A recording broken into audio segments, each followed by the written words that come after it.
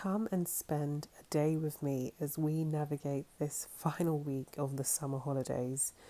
We start off the morning with breakfast, but I wasn't recording at the time, and the boys had porridge, followed by a bit of watermelon while watching whatever show their dad left on before heading to work. Something about surfing or fishing as usual, totally boring. I ease into my day with a green tea, just a touch of honey while I try to defrost and wake up. I say slowly, but nothing's ever really slowly happens in my house. Morning cuddles while I drink my tea. It's a must. It's actually how I wake up while the boys run around completely high on energy, competing for who loves mummy the most. Very on brand for my household. More cuddles with little Harry. He is a mummy's boy, totally. So today we've decided to go swimming. Excitement levels are high, but before we head out, I sneak in to do a quick kitchen tidy up while the boys dance to the songs they've put on Alexa. Usually something from one of their shows. Miraculously, they're playing nicely together this morning. No arguments yet. They're supposed to be helping me clean, but let's be honest, no tidying is actually happening. It's almost 9:30 and not a bad time to feed the cat. No surprises whatsoever. Tommy is not at home. He's probably wise to avoid the chaos. I look in absolute state, but I promised the boys that I would do a bit of maths homework. So here we are, just getting into maybe 3 pages of their book, which we got for like homeschooling. Not that they homeschool, but just for when we do a bit of schoolwork at home. As Harry's only 3, he just does a few shapes and circles, which he is probably really good at for his age, I would say. Second born children are always quite quick, and here is Cameron really concentrating. But before long, Harry is bored and is trying to get himself dressed, so we head upstairs and find some clothes through a minefield of laundry and half unpacked bags from our trip to my mum's house. Right, I get packing with the swimwear, though I'm not even sure the pool's actually open, but we're going to go anyway.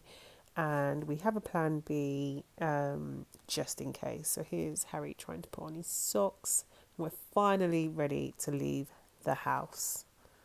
Getting my children out of the house is always a mission.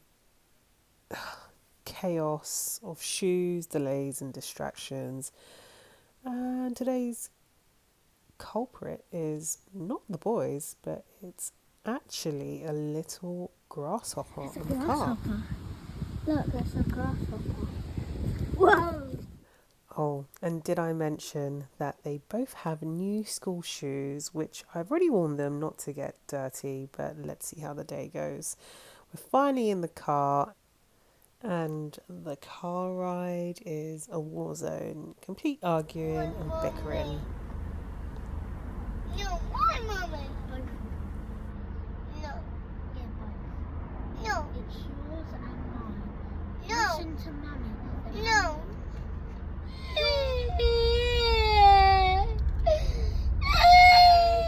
We hit a little bit of traffic on the route, but we get a glimpse of an apple tree on the way, which provides about 30 seconds of peace. We finally arrive and the swimming pool is closed for maintenance, which is fantastic. So now we need a plan B. Time for plan B. Yes, you guessed it, soft play. I don't know why they call it soft play. It should actually be called hard play because it's always full of accidents. But anyways, we head to the smaller soft play as Harry's still quite young, and the boys get stuck into a bit of lunch. After a chaotic couple of hours, I am beyond ready to leave. So we head home. And luckily, the traffic home is not that bad, and Harry seems to have crashed in the car. Hallelujah. So one down and one to go. Cameron's still chatting away. No signs of sleeping coming his way. So before we go home, we just head down the side roads, and before we get home, we check on the chickens. So it's just a standard protocol, as 5 of them usually escape. So we normally have to do a quick check and a quick count. And here's Cameron counting all the chickens to make sure that they haven't escaped.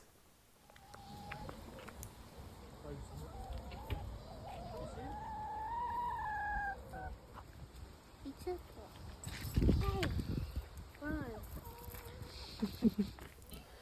I sneak upstairs and get Harry down for a nap. I close the blinds and make it nice and cozy. Hopefully he sleeps for longer than 5 minutes. I still have a mountain of laundry, but that's tomorrow's problem. It's way too nice outside.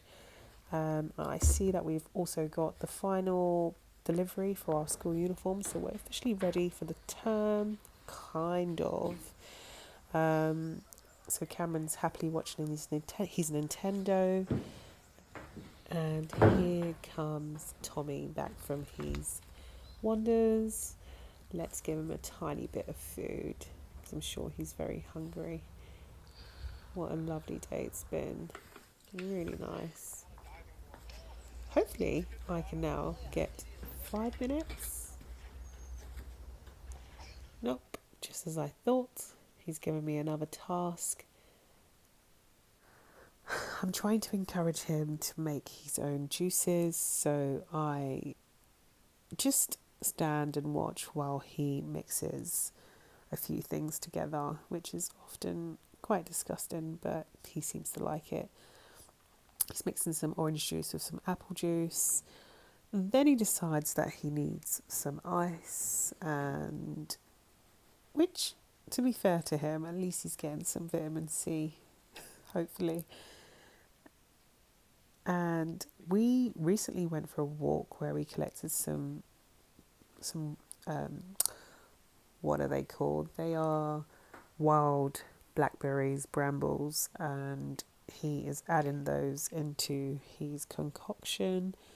And to be fair, it does look quite nice, and I was thinking maybe I'll get him to make me a drink next time.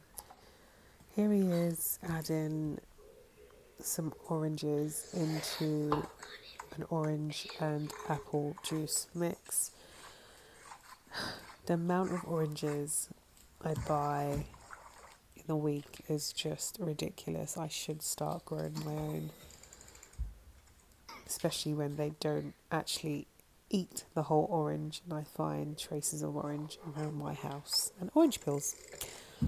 But anyways, he seems to be enjoying it, and he seems to like it, and I suppose he's getting his vitamin C, so no problem.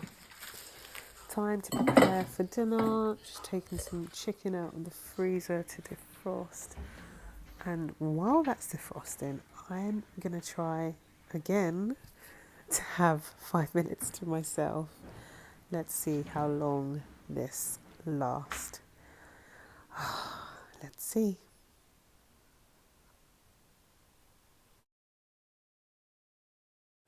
Literally 5 minutes later, this little man is up. And surprise, surprise, he also wants an orange concoction, so I make him one similar to his brother.